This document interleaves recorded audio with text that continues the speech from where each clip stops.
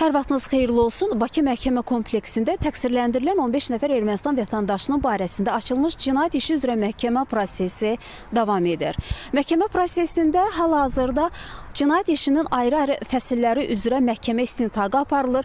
Təqsirləndirilən şəxslər dövlət ittihamçılarının, zərər çəkmişlərin vəkillərini və özlərini müdafiə edən vəkillərin suallarını cavablandırırlar. Qeyd edək ki, ifadələrdə Ermənistan Azərbaycana qarşı apardığı təcavüzkar müharibə, bu müharibə nəticəsində Azərbaycana və xalqımıza qarşı törədilmiş çoxsaylı cinayət faktları, o cümlədən soyqırımı, kütləvi qətillər, deportasiya və digər bu kimi çoxsaylı cinayət faktları sübutlarla, faktlarla təsdiqini tapır. Təqsirləndirilən şəxslər öz ifadələrində o zamanlar yaradılmış qondarma rejim, bu rejimdə dırnaqarası tutduqları vəzifələr, Azərbaycana qarşı aparılan həm 1-ci Qarabağ müharibəsi, həm 2-ci Qarabağ müharibəsində hansı döyüşlərdə iştirak etdiklərini, hansı vəzifələri daşıdıqlarını və digər bu kimi cinayət əməllərini bir daha ifadələrində sübutlarla, faktlarla təsdiqləyirlər.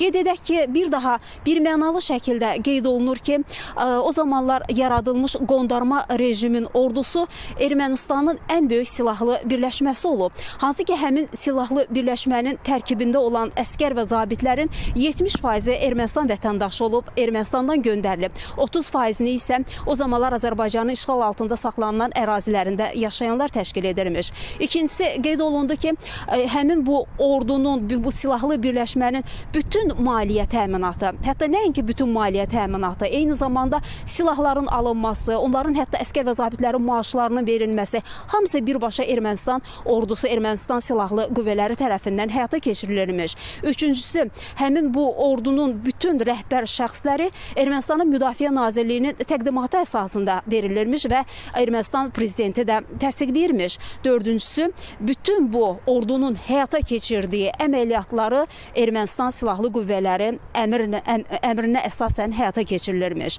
Bu cür sübutlar, faktlar cinayət işində olduqca çoxdur və təqsirləndirilən şəxslər də ifadələrində təsdiqləyirlər. Məhkəmə prosesində iş üzrə keçən çoxsaylı sənədlər, video materiallar da təqdim olunur və araşdırılır.